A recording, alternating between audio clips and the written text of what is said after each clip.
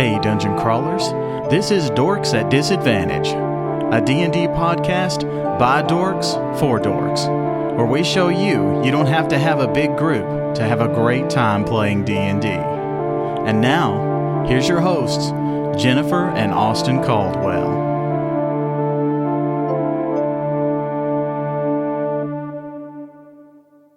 Hey everyone, and welcome to the Dorks at Disadvantage podcast. I am Austin.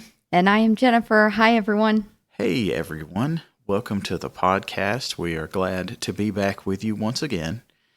And today we're going to be doing something just a little bit different. We're going to have a segment that we like to call Dungeon Dialogues. And we're going to pick a topic that we want to talk about, or a series of topics, and discuss those with you. And today we've got 10 questions pertaining to D&D that are sort of a bit personal, kind of asks us a little bit more about our play style and what we enjoy about D&D, what we've seen about D&D that, we want to make sure that we avoid things of that nature. And I'll go ahead and also preface a little bit with, I have been sick all week this week, so if you hear any coughing and hacking from me, please pay no attention to that to the best of your ability, and I will try my best to make it through this evening. You want to go ahead and get started, Jen, or is there anything that you want to talk about before we dive right into our topics today? We're going to dive right in this week. It's been very exhausting, so I am just going to start this off with our first question. So, Austin, what is something you look for when you are looking for a new D&D group? Man, I think for me, it's just sort of the more laughter, the better. Hoping that's not, sounding too generic, but I'm a big cut up when I play D&D. I enjoy the goofing off and laughing. Sometimes when I play with a D&D group and we start cutting up, we don't really get anything done, much to the chagrin of probably the DMs and some of the other players involved. But I'm very much, it's all about having fun. If I play with a group of people and they look like they are happy to be there and they've got big smiles on their faces, then I'm in. Mm-hmm. Also, inclusion's a big one. Inclusion is definitely a big one. I want to join a D&D group that is inclusive and diverse. If there's nothing wrong with joining a group where you might be playing with 5 or 6 other old guys in their 50s or whatever. There's nothing wrong with that or whatever. But I always feel like when it comes to D&D, the more diverse you can be in your party, the better. You can get all different sorts of folks with all different backgrounds, and it just time and time again seems to make the best games. When you have a huge, a diverse group, you're going to have a wide range of ideas and stories that come together in your game, and it brings so much like texture to the story, to the world, when you bring in people from different areas that have explored things you haven't seen movies, comedies that you haven't seen or read. It's, I agree with that. That's a really good one. I was thinking about, what I look for in if I'm on the hunt for a D&D group, what is something that I look for? And I'm more specific, where I'm like, okay, the first thing that I want to do is make sure that I meet everybody before and I get a good understanding of what their vibe is. So for me, I'm an empath, so I can see and feel a whole lot when I meet a person. So it's do I feel like I can vibe with them? Am I going to be able to play the game and just relax without worrying about if I am doing something that a person might be not okay with? Because I like to play chaotic characters, and I know that for some people that can be annoying. So I'm like, okay, what's a what are some things that I need to look out for with each person. But yeah.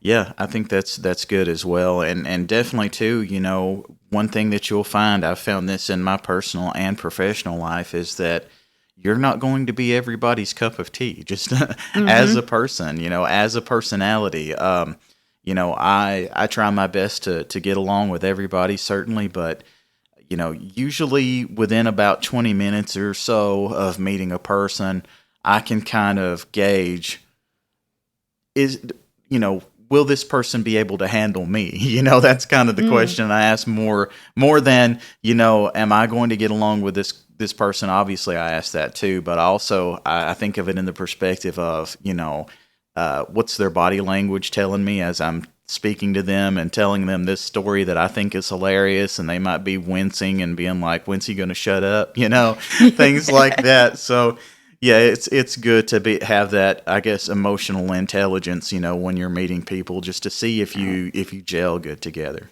Yeah, it's not something that everybody can do. I know a lot of people, they can't read a room or are able to like connect with each individual person that they meet. So always the thing to do is when you are on the hunt for your new game, make sure that you meet everyone and you think that you can connect with them, because as a lot of people say, a bad D&D group is worse than not playing at all. True. Very true. I agree with that statement. All right. Well, I've got the next question here ready for you, Jen, and that is, how do you get your good character ideas? A lot of movies and TV shows. And I did a lot of reading when I was younger, so I know that the foundation started there, but I hardly have time to read now. I've started doing audiobooks again, which I'm really enjoying because I can work and listen at the same time, but also my ADD gets extremely it makes it hard to focus sometimes. So it kind of depends on the story. But the thing that I've really been attached to recently is just watching a lot of anime, because there's such rich storytelling in anime, because they bring in one show every single person is important, and it's just like a D&D game in my opinion, and it's really beautiful when you try to break down each character and see how they all work together, how they are different, and how you connect with each person or creature, whatever it is. And yeah, I'm really loving that. I've actually, like, just in the few shows that we've been getting into, I've been like popping off with new characters. I'm like, oh, this is such a good idea. I want to do this one. Yeah, Jen comes up with probably about 20 to 30 character ideas a day. Lately. Yeah. Lately it's been a lot, and The inspiration has struck, for sure. all of them are chaotic for the most part. Like, I want to play a character that breaks the fourth wall. And so basically, one of their quirks is just, pointing at the DM and being like, I see what you're doing over there. I know you're scheming. Did you guys see that? He's smiling. And, the entire group is like, we don't know what you're talking about. Now, I know that's a character that could be really annoying really fast if that's all you play on. So make sure that if you're going to do something that's that simple, you have a lot more going on, like with a personality. Don't let that be their personality. That's just a little idea of what they are, of one of the things they do. Yeah, and I'm going to add a little secondary question onto that as well. Do you feel like you always weave in a little bit of yourself into your characters, or do they tend to be completely the opposite of what you are in real life? I go back and forth on that because my favorite characters that I build, I think about Nyx. She is the complete opposite of me. And I love that because I can just be like, well, I know what I would do, so she definitely would do the opposite. And Hugh Dankwood is the same, but she's a completely different type of character altogether. She's really quirky and kind of gross and has this childlike mind, which in that sense, I feel like I connect with her. I can recognize that, she has more of a child's perspective. And I feel like that there are times when I'm like, I try to be that way because it's comforting. I don't know. I think I prefer characters that are more the opposite of me, but truthfully, psychologically, I think there are always parts of us in our characters. Yeah, I would agree with that. I think that that's definitely true for me anyway. I think that they've got a little bit of my personality in there, and some of them may be who I want to be, and I'm not, but wish I was more of. But I can tell you that Valtos is definitely, he is my spirit human. Like he is who I kind of want to be, and I think he's who has the most of me in him, and that I'm kind of an old soul, I feel like, and I'm kind of a homebody for the most part and everything. But I also feel that the older I get, the more that I've sort of settled into who I am and enjoy life and am being a little bit more adventurous, because we went to Gen Con this year. I would have never done that 10 years ago. You wouldn't have caught me dead at Gen Con. All those people, that kind of crowd, there's no way I would have went.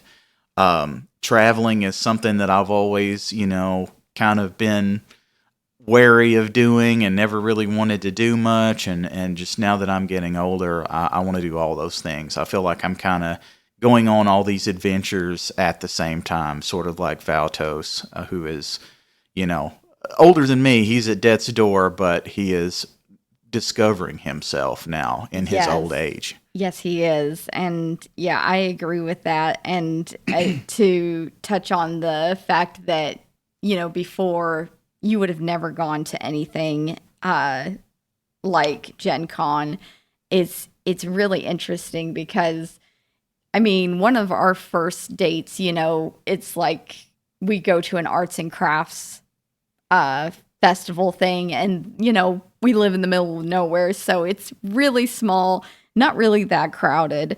And he was getting such anxiety, there's so many people, and I'm from quite a busier town, so I was fine with it. I'm like, it's okay. And he's just like, oh my goodness, no. So I was so worried about Gen Con being something that you were going to struggle with, but you were just fine.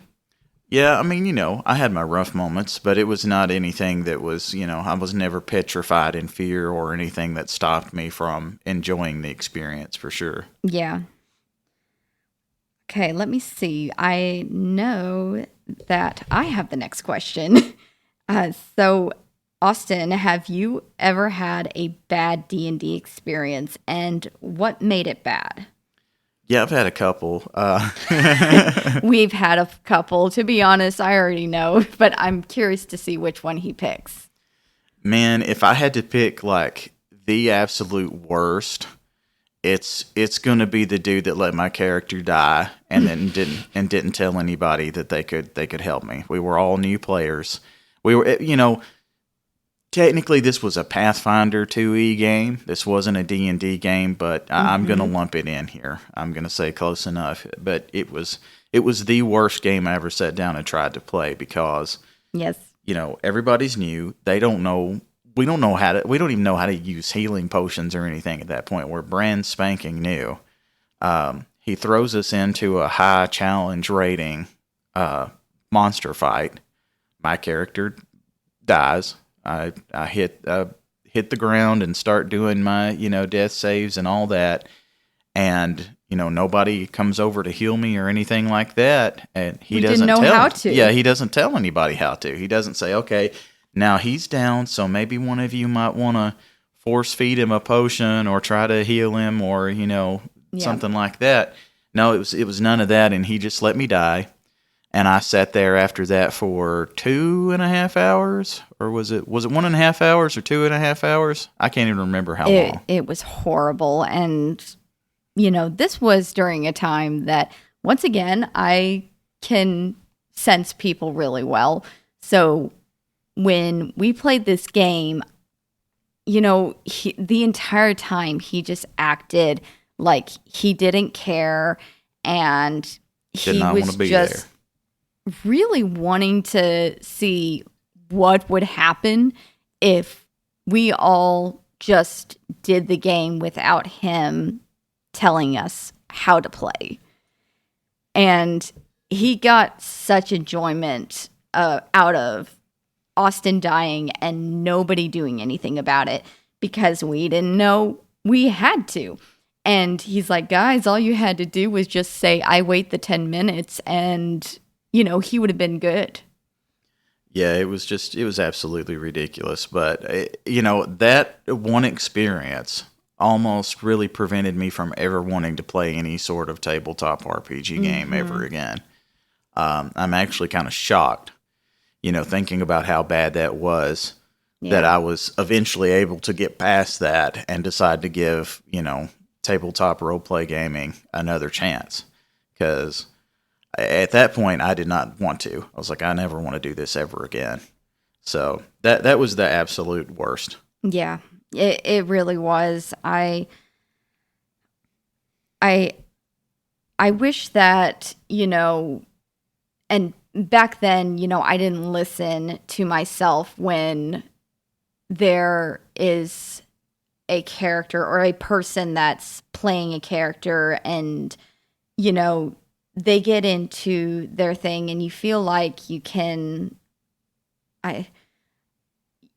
you feel like they're playing the character when you're doing the game, but then you realize that they're actually being deliberetely mean, and you can't tell when they're being mean or they're actually playing the game and just trying to have a good time, and they just don't know that they're doing something that is making everybody upset. And that's the thing that I want to bring up. One of the games that we played where a guy, he was very deliberately trying to do the opposite of what everybody else was doing. And he was such a loner. It was really interesting to watch because, we all are playing, and anytime anyone had an idea, he would cross his arms, he'd lean back like, I don't really care and I'm not interested and I don't like that idea kind of energy going on. And when we would all agree as a group, okay, we're going to do this, he would be like, okay, I'm going to do the opposite over here. I'm going to throw what do you call those magic missiles?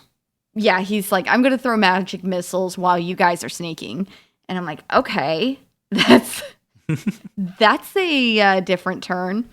And very quickly, playing D&D, it helped me learn to just say, hey, we don't gel, and that's okay. So we are going to go ahead and stop playing, and we will find other people, and that's okay.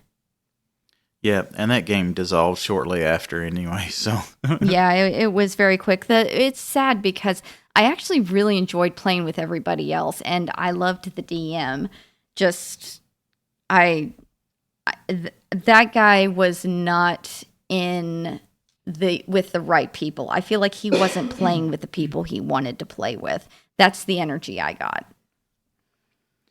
Yeah, it's weird when you get into a group like that and you see someone who's like obviously not wanting to be there, and it's like, why did you sign up for this in the first place? It's a little odd, but Yeah, you're very deliberately going against the grain. And though you could be that way as a character, you also have to think about how you're going to actually work with the group because it is a team effort.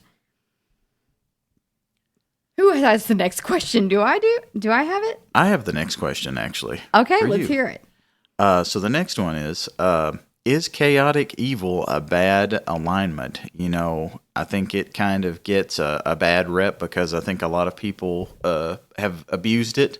And also the people who have not abused it usually discourage people, especially newer players, from playing a chaotic evil because it's sort of quote unquote hard to play, you know. But what's your feelings on that? Is it a bad alignment? Is it hard to play? How would you play a character like that? At this time, I'm going to say no. It is not a bad alignment. How you play your character is so important. And the most important thing about playing with a group is making sure everybody gets along. That doesn't necessarily mean your character gets along with everybody, but if you are going to play a chaotic evil alignment, you need to make sure that the character is not doing things that is going to upset actual people playing, right? So you've got like, you know, there's some people that are like, I'm going to punch a guy in the face. My guy's going to punch my friend over there in the face just because he would have done that because he's, quote, chaotic evil. And in writing stories for characters, in-depth writing, chaotic evil doesn't work like that. You know, chaotic evil is somebody who looks like they do things chaotically, but they have a certain way of thinking things. And your job, if you're going to play a chaotic evil character, that's a huge responsibility. In my opinion, that is a fantastic character to play, but you need to have the responsibility of checking in with everybody in the group, being like, hey, I'm thinking about my character probably would do something like this. Is it okay with everybody? Are we okay with this? And just have a conversation. Like, it's okay. If you want to get booted out of a group, then by all means, kick the guy that is sitting right next to you. Yeah, and I would say too that, you know, if it is an alignment that you choose to play, I would definitely go ahead and give your DM a heads up on it. Yes. Just let them know, hey, my character, I want them to be, you know, chaotic evil. This is sort of my backstory that I have in mind for them, and let the DM help you, you know, because it can be a great character to play if it's written in correctly, and there may be some changes to the campaign that the DM can make to really bring out, you know, that chaotic evil side of your character, and you know, what their sort of end goals are, and what their ambitions are. Because that's the big one to me. It's evil. Mm-hmm. Does evil mean you're going to run over and cut your other party member's head off because that's what you feel like what evil is? And no, that's in not game, the case. By the way. Right, in game. I hope that doesn't happen ever in real life. But yeah, in game. To me, evil as an alignment as a whole is more of, this character is doing something for their gain, for their benefit. And if they go over and they cut their party member's head off, they can no longer be a pawn in their great scheme, right? They can no longer use that person. Yeah. So to me, that doesn't make sense. I have seen people abuse that. They choose that alignment just because they want to be obnoxious in game, unfortunately. You kind of hit on a point. There was a person that, went over and it's like, oh, my character would punch this guy in the face. And that's what they did. So, yeah, I've seen it abused. It is, I do think it can be more difficult to play for newer players. I think that, getting your feet wet with something like just a regular lawful good or neutral good or something like that is the way to go first. But I wouldn't want to permanently discourage people from choosing that. I would love to run a campaign where someone was chaotic evil, and I could write that into the campaign. I think that would be fun. I agree. So I want to ask you with our next question, what is your favorite alignment to play? With that said, truth be told, I've only played a couple, 2 or 3, I think, and they've all been centered around good so far. So I've played a lawful good, a neutral good, and a chaotic good. And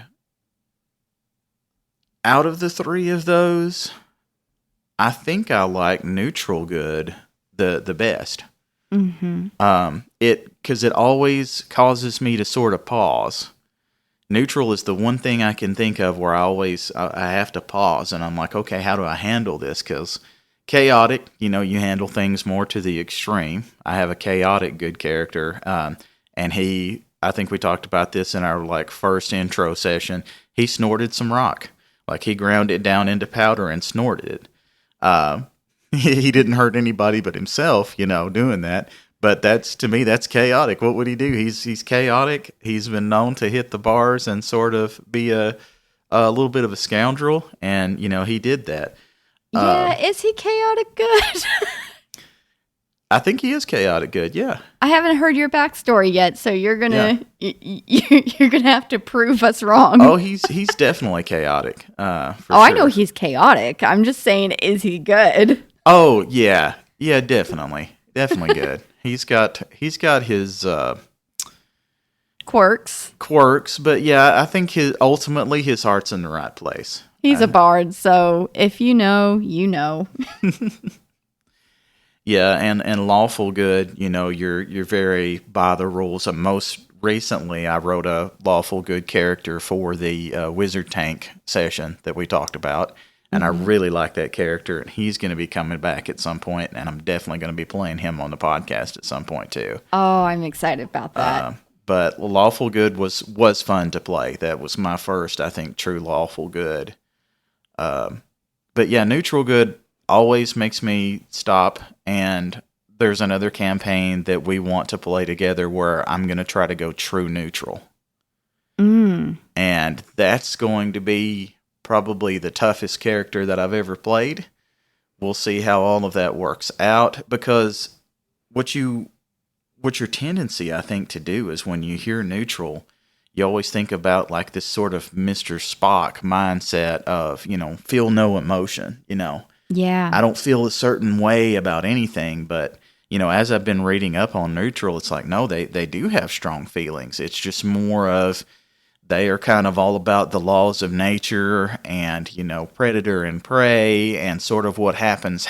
Maybe it's predestined because of their deity. That's how they believe, but, reading up on all that always opens my eyes on how to, play these characters. So yeah, what happens. That's exactly how to view them. And it's interesting that you like neutral, because I hate it. I created kind of a neutral good. That was a character. That was my first character. But my favorite alignment is, obviously, it's chaotic anything. I didn't think I was going to be someone that enjoys playing the chaotic characters. I figured Austin was going to be the one being the chaos. I was so sure of that. And he has surprised me, and I've surprised myself. And I'm like, okay, I actually really enjoy doing the chaotic whatever it is. And I like the challenge of being kind of chaotic bad. I struggle with neutral because I just don't know. Nyx, though, I'm pretty sure she's chaotic neutral. I was thinking so. I Yeah. was thinking about that, but I didn't want to misspeak, so I didn't bring that up. But yeah, I was pretty sure you said she was chaotic, So neutral. I had her set up as chaotic evil because of her backstory.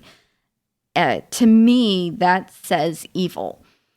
But what I explained to the DM when we were playing, I said, look, she is chaotic evil, but she's going to turn good. She'll be chaotic good, but she is going to shift because that is part of her growing story. That is how she's going to build, because I wanted to see how that process would go. I wanted to see what she would do and how she's going to react by, enjoying the chaos and destruction, but then starting to bond with people and actually caring.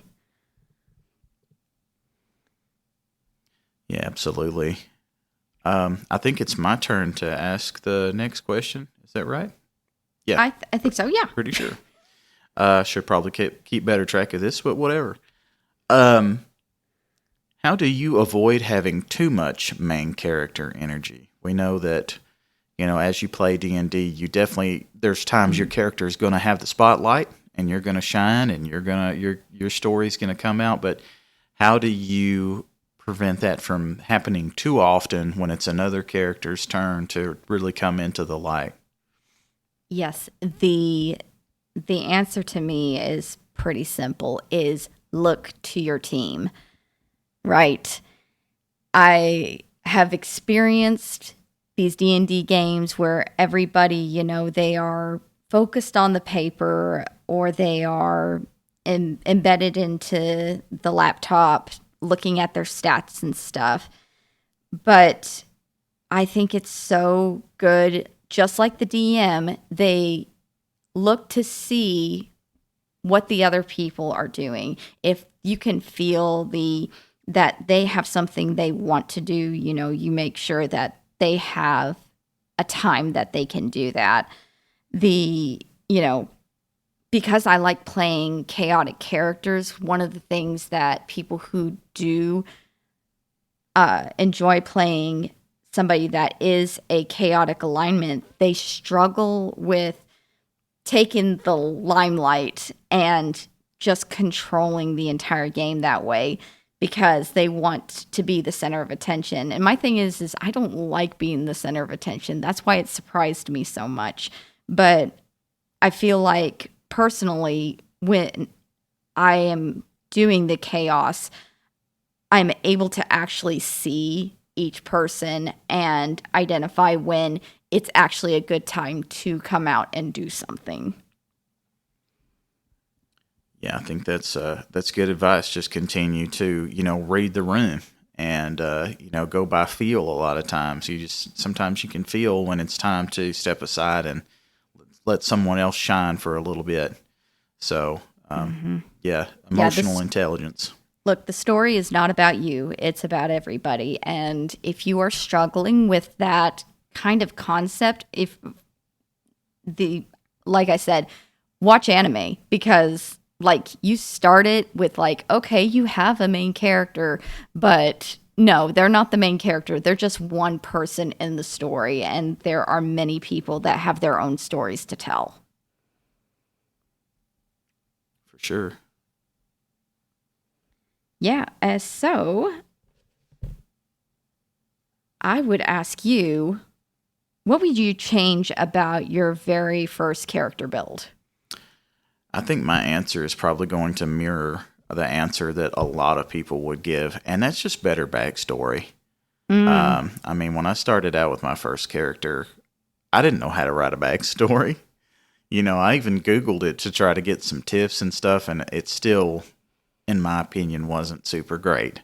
It was a pretty done and overdone type backstory, I'm sure. But yeah, I think if I could go back again, I would probably just add more layers to that backstory, give that character some more dimensions. I saw a very funny Instagram clip where it was talking about your first D&D character, and the guy was like, "I'm a rogue and I'm brooding and I've just had a tough go at life," And I think everybody's been there. Like that's kind of that tends to be that first character that you want to try to slide into, because that's what you think of when you think of like the fantasy realm, and you sort of think about the dark, shadowy figures and all of that. That's sort of the imagery you get in your mind, and that's what you slide into. But yeah, bottom line is just story. I'd like to, You're calling me out with that, playing the rogue. Yeah, that's the one that I wish I'd done differently. So I'm actually good with the backstory portion, but my issue is that I have writer's block continuously. But then at the last second, if you give me a deadline, it's like, hey, you need to have your character built by this night. 2 hours before midnight, I will think of the backstory. That is how I roll. And if we're playing in game and I'm like, oh crap, I have to think of something significant about my character, and I need to role play, here I go. I can do well with that, depending. But for me, the thing that I struggled with, so first of all, when you start your very first D&D character, you are probably not going to understand the papers that you are looking at. And you had somebody help build your character with you, but you have no idea what any of this means. You're just like, oh, I picked something. And, you are... In a way, you can make that work for you. You just need to recognize, after you've made your sheet, what does that mean for your character? Like, I made a -2 on my wisdom for my rogue. And I'm like, okay, yeah, she's not bright. And I went with that because I'm like, I don't know the game, so I'm going to play dumb because I don't know anything. It seemed like a good plan. And that's not worked out well for me. I can tell you that. Well, you came such a long way with creating characters in such a short period of time. I mean, you created your first one, and then, it wasn't too long after that you created Hugh Dankwood, which is, I think, your best character ever. Mm-hmm. And so far. Yeah, so far. And you've got a ton more ideas that come to you, too, as well. I would say you get character ideas way more often than me. I might get more campaign ideas, like more setting ideas and stuff like that. But I struggle a lot with characters. I'm just like, okay, I need to create a character. And I sit there and I just stare at that D&D Beyond screen for a really long time. And like nothing comes to me. And then maybe sometimes in the middle of the night when I can't sleep, something will come to me. But but that's not even like... And yeah, that's why you're the DM, though, because you can think of the game stuff and I can create the characters. That's what we do. So what you're saying is I can put all of my character creation duties onto you. Yes. Both yes, PCs please. And NPCs. I could create some great ones for you. I like that. I am open to suggestions. Actually, I kind of like that idea. How about you make one for me? And I'll make one for you, and we can see what happens with that. You know what? That sounds like that's a good thing to do, especially for the podcast here. Yeah, so, I really like that. Yeah. Don't try this at home, kids.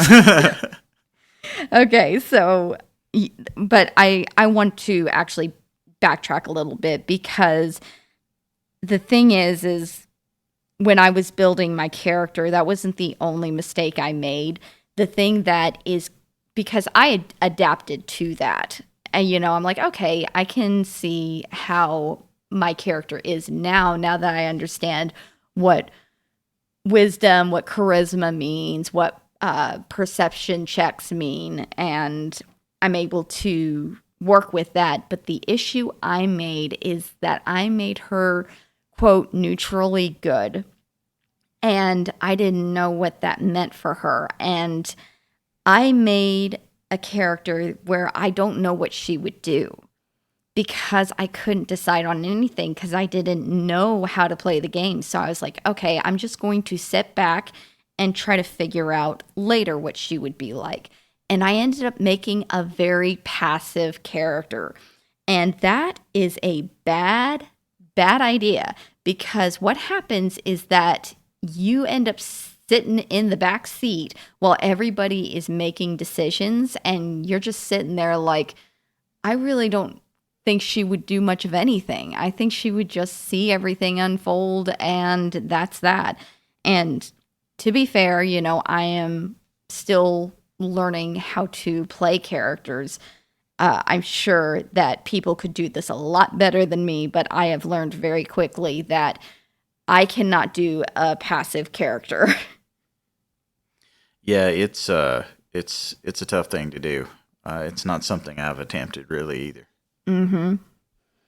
So on to our next question. What would you change about your first... Nope. Oh, nope. We did it. Yep. I'm going to get it, I promise. We're almost done, guys. Bear with me.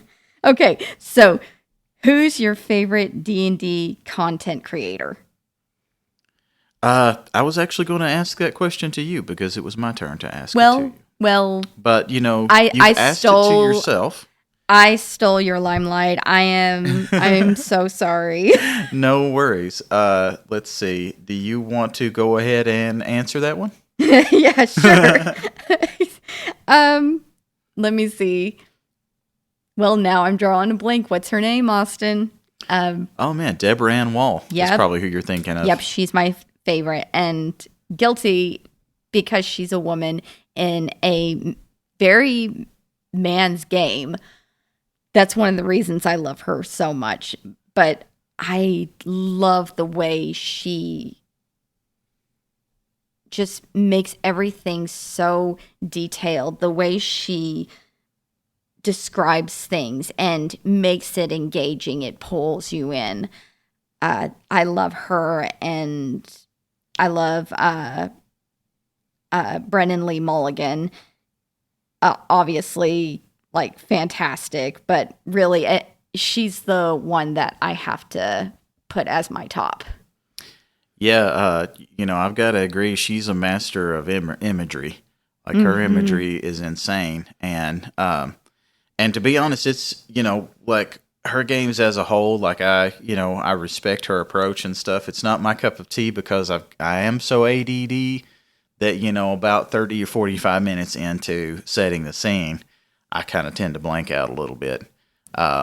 Listening to the game, but yeah. Man, every game opens like a novel. Yes, like it's just the descriptive, the way that she describes everything, it's crazy. She's right up there with the best of them. I mean, she's an actress, obviously. We knew her from like True Blood first and things like that, but she knows what she's doing when it comes to those D&D games. And I could definitely see her, continuing to draw a large audience with those games. And I'm actually surprised to not see her associated with someone like Critical Role or someone like that now, a group like that at this point, because she is so good. It may be just, that she wants to continue to do her own thing. I know she does a lot of things for charity, a lot of charity games and stuff. So maybe she wants to continue rolling with that. But she's awesome. That's actually one of the things I love about her, because she actually, you can see how much she enjoys being the dungeon master. And that terrifies me, the idea of doing that. But she inspires me to want to. And you think about how you build characters that you kind of aspire to be. And I think the same way with my content creators, these are people that I look up to, and I'm like, well, maybe one day I could do this. I could do a one shot and do my own take. It puts a fire in my belly for sure, but I'm just maybe someday. Oh, you could absolutely do it, Jen. And when I say too that like I zone out through things like that, it's one of those things that I feel like it's way more fun to do it than just to listen to it. I'm kind of one of those guys, so Yeah. it's I do see how much fun she's having doing that, and that's definitely where I want to be eventually as a DM, to be able to set the scene like that and draw people in. So definitely respect her abilities for sure. Okay, so who's your favorite? You know, man, that's tough. I watched some Twitch streams. I watch Captain Robert. I like him a lot. They they can be a little combat heavy sometimes, which is fine. It just depends on what you're into. It also depends on the day for me too. And it Yeah. depends on who his players are. He has sort of a rotating group of players that he brings into these games. And some of them they feel like they're like the magic combo. And I really like listening to them when they've got all the right people in there who really just mesh together well. So Yeah, they do. that's someone that I really like. You know who I really like too? It's probably way more obscure, but Glass Cannon Network. And Glass Cannon Network, they play D&D, but they also play other TTRPGs. You'll remember them as the people I watched that GURPS game that time, Jen. Oh, And they yeah. had the dude from Paizo on there who was playing the preacher, and he's like, "I'm spreading the word, even though I can't read." And it was set in like medieval England, and oh my god, I lost it. It was so good. Yeah, the DM in that game was like, "Oh yeah, that's right." They didn't actually back then they didn't read the text. They just, were told what it said and then they would preach. That's how it went. So, yeah, that's interesting. It was so much fun watching that because back in the dark ages, people died of everything. So like he was rolling death rolls for everybody like constantly. And then he'd just be like, "Okay, yeah, you died. Now you need to choose from these other people. You got." Yeah, they had to keep creating new characters, which that gave me anxiety, so I didn't watch it. But boy, I mean, you are on the edge of your seat for sure. It was I don't know. I liked it. It was very casual. It was like it was obviously it was a professional vidcast, but they didn't act like it was professional. They weren't uptight at all about it. It was casual. It was like just a bunch of guys getting together and cutting up. So I really liked it. Oh, Adventurous. Oh yeah, we can't forget Evantris. We love Evantris. Oh my gosh, I love them so much. Yes. Wait a minute. So side question, I have to ask, who's your favorite character? Who's my favorite character in Evantris? So far. Oh man. I don't know. I really love Bitsy. I love Bitsy. I just love too. Bitsy so much. I don't know if it's just the voice that he does. It definitely is the voice. Oh my god, it gets me though. The whole it's your fault, Nestor. So I took it upon myself to be the safety inspector. You do a pretty good Mikey, Jen. That's a pretty good Mikey impression for sure. I really love that guy. I love all of them, but I love Bitsy too. And she's like, hey, it's not your fault. Okay? And I love Torbeck actually is my favorite. I like Torbeck, yeah. I don't know. I don't know what it is, but I'm so intrigued to hear what he says next. The party member that nobody likes, and he's just like, yeah, I'm just gonna do my thing, and maybe somebody will like me. It's so good. Yeah, I like them a lot. I've been wanting to keep track of the space, the one that they're doing that's set in space. I can't remember it off the top of my head. But It's like the upcoming one. You know what I'm talking about? Yeah. Yeah. Yeah, I'm the Odyssey. That's it. I'm intrigued by that. I feel like that space themed campaigns, for D&D are going to be the biggest thing. It's going to make such a big wave. And like right now I'm seeing a lot of horror themed tabletop role playing games, but I think the next thing is going to be space, aliens, all that good stuff. And I'm really intrigued by it. Yeah, absolutely. I'm excited. There's GURPS has done space for a really long time, but it took, I think, D&D quite a while to get into sort of space as a setting. But I feel like it's gonna be a good one.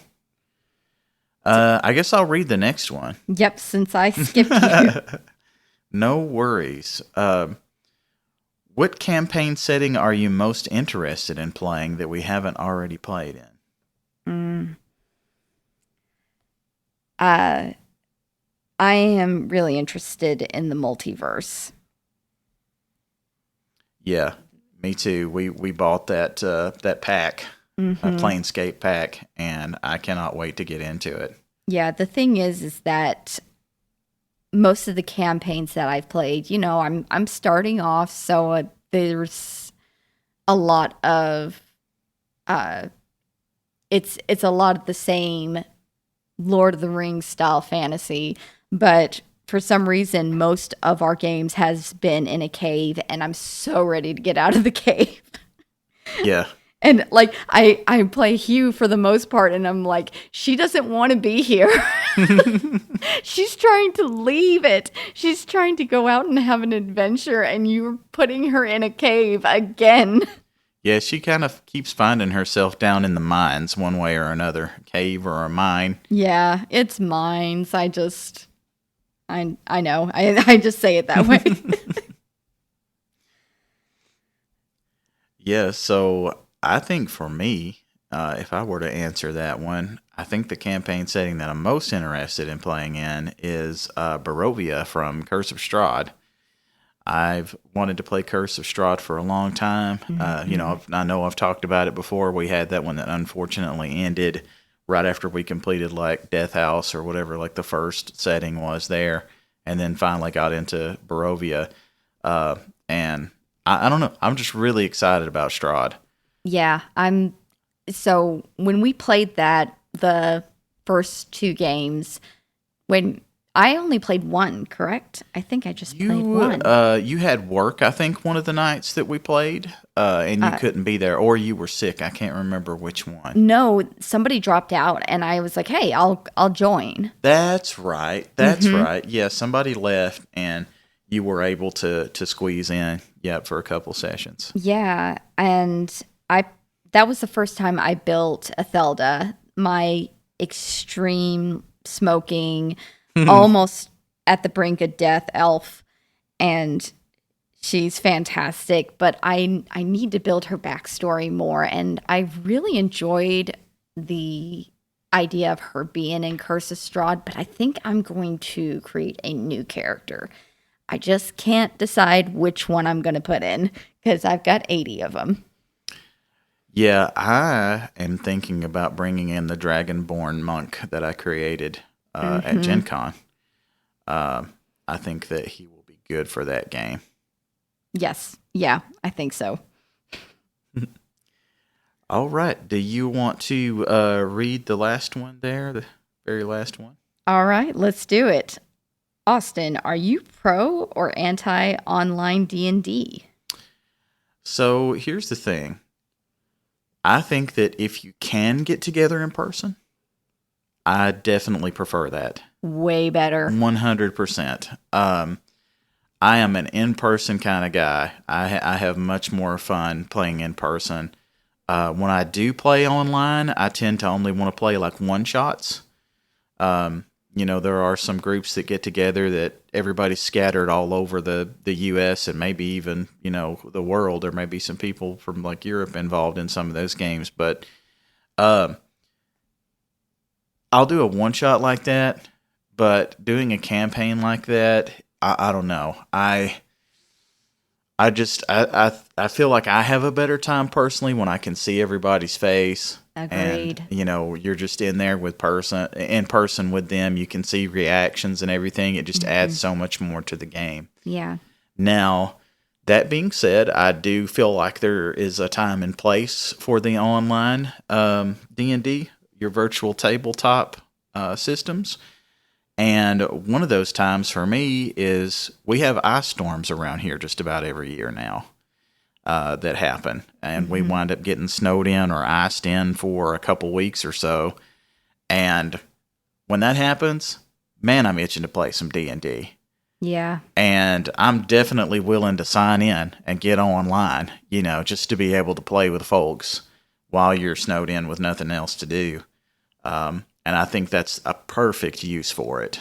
Yeah, that's exactly right. I agree. For me right now, I'm anti-online just because for me, I'm too worried about talking over people or interrupting someone. And that's one of the things I struggle with. And then the other thing is I know it's because I haven't, quote, had the right online experience yet.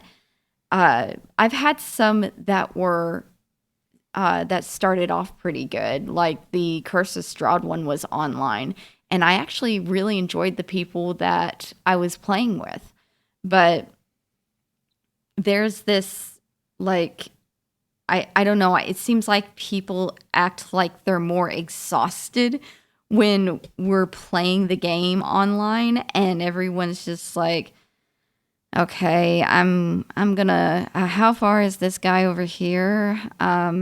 Yeah, I'm gonna run over to him, and I'm gonna get my weapon, and I'm gonna stab him. And that's kind of what I've experienced, and I'm like, okay, can we make it a little more exciting?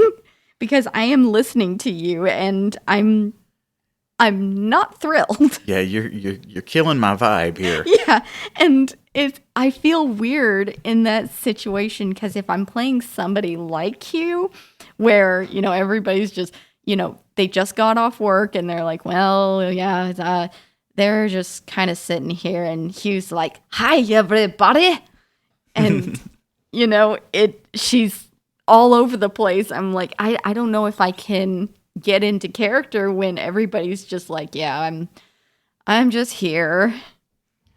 There are a few things that I think help the online experience to be better. And this is something that I've spoken to a friend of mine about who plays online D&D games. But if you share your camera, I think that it makes it much better. And I know not everybody wants to get on video, but I feel like it does add a little bit more of that in-person aspect that you lose. It really does. Being able to see everybody's facial expressions and everything. And I feel like that does help you to stay energized. Because you're not just staring at the map and a token sitting there. You're looking at people's faces. You're watching them, And I think that definitely helps it. Another thing that didn't help our case when we were playing like that is a lot of those games didn't start until like 10 p.m. Central. And I'm old, guys. That's probably why everybody was so tired. I mean, I'm old. Usually, I'm in bed reading a book by about 10 and probably passed out by about 11 most of the time. Yep. And so that's tough for me to still be hanging in there. And some of those games would go to 12 or 1 in the morning. Some of the folks involved in those games were in the Pacific time zone, so they're 2 hours behind us. So when it started at 10 p.m. for us, well, it was only 8 p.m. for them, So they're signed off and gone to bed by, midnight maybe. But then for us, it's like 1 in the morning, 2 in the morning, something like that. So yeah, it's too much for me. Too late. Yeah. Now that you say it, I'm like, yeah, they were being played from 10 to 12. And yeah, I think I will try to do it at a earlier time. Maybe it'll be a different energy. Yeah, I think to me the sweet spot is maybe like 7:30. Give everybody time to get off work or whatever if it's a weeknight, and get themselves something to eat.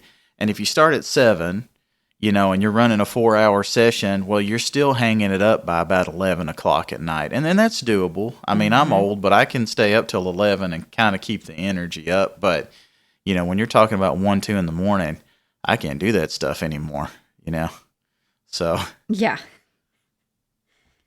But yeah, that's my stance on it. I think there's a time and place for it. It's really cool. The maps that you can get pulled up on it is really cool. I do enjoy that. Like, that is such a cool feature. And what I think is great is doing it while in person. And what I mean by that is we have our projector here. And we can hook up our projector and we can project the virtual tabletop onto the wall, and we can have our map up there and our tokens and still be here in person with people and playing. And, you can move those tokens around on the map and everything. And I think that's great. I think that definitely enhances your session. Absolutely. The thing about D&D is, you can technically play this with just your dice or your phone, because now, you can just Google your dice and roll with them, and if you need to.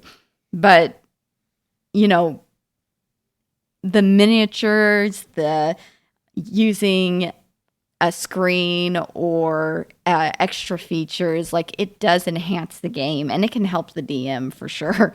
But I really enjoy when we get our projector out and we play it and have an actual scene. Like the one with the ship, that was so good. That was really good. Yeah, that was really good. That was that was part of the Eberron. They released that little free one shot that was Fated Flight of the Recluse or something like that. Yeah, I think that's what it was called. That's a good one. That was a good one. Yeah, and just to be clear, we didn't plan on doing that. So we found a projector at a Goodwill, and I already had a C-stand for my photography, and I was just able to set it up and put it overhead. And I'm like, hey, we could do something with this. Yeah, we set that up and, really started liking it. And then we went crazy and then went and bought a projector from Best Buy. So we did. Instead of sticking with our little $10 one, we're like, it doesn't get bright enough during the day, and we went down the rabbit hole. So I would just warn you folks, if you play with a projector once, I think you're probably going to be hooked. Mm-hmm. I enjoy it. I really love the thing. And that was... I wish I never ran into that projector. I don't know. I like it a lot. I think it really enhances the game. It's definitely not necessary. Yeah. I can have as much fun doing the theater of the mind thing, with no physical props as I can, with the animated maps and everything like that. But it's such a cool thing to set up too, because there's way less cleanup. You're not sitting there messing with your dry erase map or anything like that. And, God forbid I have to draw a map on one of those gridded panels, because I cannot draw anything. Okay, he's not lying about that. I might have already brought this up. But yeah, I think you did, but go ahead. Yeah. I really want him to play Pictionary because it's very entertaining how bad it is. He drew so I was trying to figure out this drawing he did, and I'm like, a cookie? It's a cookie, and later he's like, it's a moon. And I'm like, that's how you're going to draw it? And he's just like, how else are you going to draw it? I'm like, crescent. A crescent moon. It didn't occur to me because, well, okay, to be fair, the scene was werewolf. Okay? Werewolves do not come out during the crescent moon. That's fair. I had to draw a full moon. I probably should have just drawn a circle and left it. But I drew the circle and I'm like, I'm going to give it some craters so that they know it's a moon. And a cookie. A couple circles later, I had a Chips Ahoy up there. You did. And people are like, I don't know, cookie, muffin, pie, and like nobody got it. I'm like, well, I can't draw. The next round that he played, he had his drawing and it was random. So we weren't supposed to know whose was whose. And I see this particular one and I'm like, Austin, is this yours? you just know. And you're so entertaining and I love you. Yes, I cannot draw. I love you and your bad drawings. Yes, it's definitely the comic relief. It is. Well, I think that is all of the topics we had to discuss for the night. Was there anything else, any other news or business before we sign off there, Jen?